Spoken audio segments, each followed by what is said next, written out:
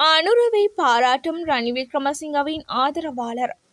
முன்னாள் ஜனாதிபதி ரணில் விக்ரமசிங்கவின் பொருளாதார கொள்கைகளை முன்னெடுத்து சென்றமைக்காக ஜனாதிபதி அனுரகுமார திசாநாயக்கவிற்கு முன்னாள் நாடாளுமன்ற உறுப்பினர் நிமல் லான்சா தமது பாராட்டுகளை தெரிவித்துள்ளார். நாட்டின் பொருளாதார ஸ்திரத்தன்மைக்கு இது மிகவும் முக்கியமானது என்று அவர் குறிப்பிட்டார். நீர்கொழும்பு வெள்ளவீதியில் உள்ள தேர்தல் காரியாலயத்தில் நடைபெற்ற ஊடகவியலாளர் சந்திப்பின் போதே லான்சா இதனை குறிப்பிட்டார். யாழ்ப்பாணம் தேர்தல் மாவட்டத்தில் பொது தேர்தலை இலக்கு வைத்து கட்டுப்பணம் செலுத்திய 8 சுயேட்சை குழுக்கள். யாழ்ப்பாணம் தேர்தல் மாவட்டத்தில் எதிர்வரும் நாடாளுமன்ற தேர்தலுக்கான கட்டுப்பணத்தை 8 சுயேட்சை குழுக்கள் செலுத்தியுள்ளதாக யாழ் மாவட்ட தெரிவத்தாட்சி அலுவலகரும் பதில் அரசு அதிபருமான மருதலிங்கம் பிரதீபன் தெரிவித்தார். யாழ் மாவட்ட செயலகத்தில் நடைபெற்ற ஊடகவியலாளர் சந்திப்பிலே மேற்கண்டவாறு கூறினார். பிறப்பு பதிவு செய்யப்படாத குழந்தைகளுக்கு விசேட செயற்திட்டம். பிறப்பு பதிவு செய்யப்படாத குழந்தைகளுக்கான பிறப்பு சான்றிதழ் வழங்கும் திட்டத்தை நன்னடத்தை மற்றும் சிறுவர் பராமரிப்பு சேவைகள் திணைக்களம் அறிமுகப்படுத்தியுள்ளது.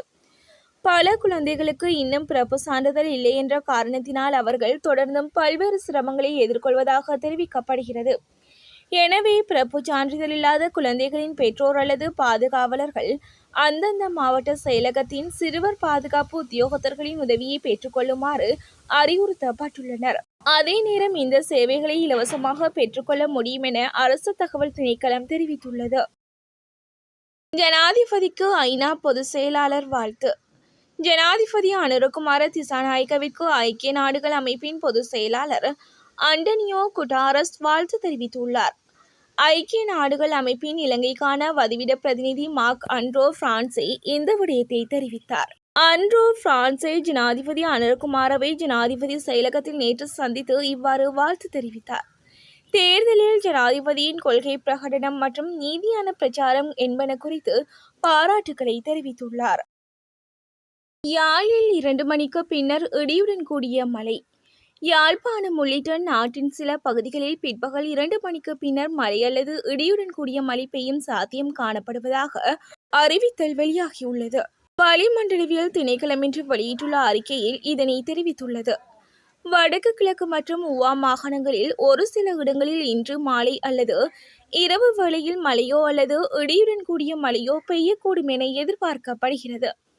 மேலும் தென் மற்றும் மேல் மாகாணங்களின் கரையோர பகுதிகளில் காலை வேளையில் ஓரளவு மழை பெய்யக்கூடும். இடியுடன் கூடிய மழையுடன் கூடிய தற்காலிக பலத்த காற்று மற்றும் மின்னல் தாக்கங்களினால் ஏற்படக்கூடிய ஆபத்துக்களை குறைத்துக் கொள்ள தேவையான நடவடிக்கைகளை மேற்கொள்ளுமாறு வளிமண்டலவியல் திணைக்களம் பொதுமக்களை கோரியுள்ளது. கனடாவில் யாழ்ப்பாணத்தை சேர்ந்த பெண் கொலை. கனடாவில் ஈழத்தமிழ் பெண் ஒருவர் கொலை செய்யப்பட்டுள்ளதாக அந்த நாட்டு காவல்துறையினர் தெரிவித்தனர். குறித்த சம்பவமானது ஸ்காபோரோ என்ற பகுதியில் இடம்பெற்றுள்ளது. இந்த நிலையில் சம்பவத்தில் யாழ்ப்பாணத்தை சேர்ந்த 54 வயதுடைய துஷி லக்ஷ்மணன் என்ற பெண்ணை கொல்லப்பட்டுள்ளார். கொலை சம்பவத்துடன் தொடர்புடையவர் என்ற சந்தேகத்தின் பேரில் 50 வயதான ராகுலன் லக்ஷ்மணன் என்பவர் கைது செய்யப்பட்டுள்ளார். இவ்வாறு சந்தேகத்தின் பேரில் கைது செய்யப்பட்டவர் உயிரிழந்த பெண்ணின் சகோதரர் என தெரிவிக்கப்படுகிறது.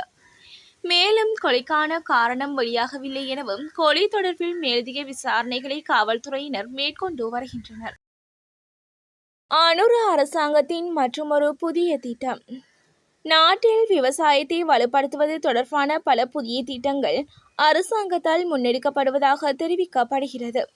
இதன்படி தேசிய இறப்பர் உற்பத்தியை 60% அதிகரிக்க பெருந்தோட்ட கைத்தொழில் அமைச்சு திட்டமிட்டுள்ளது.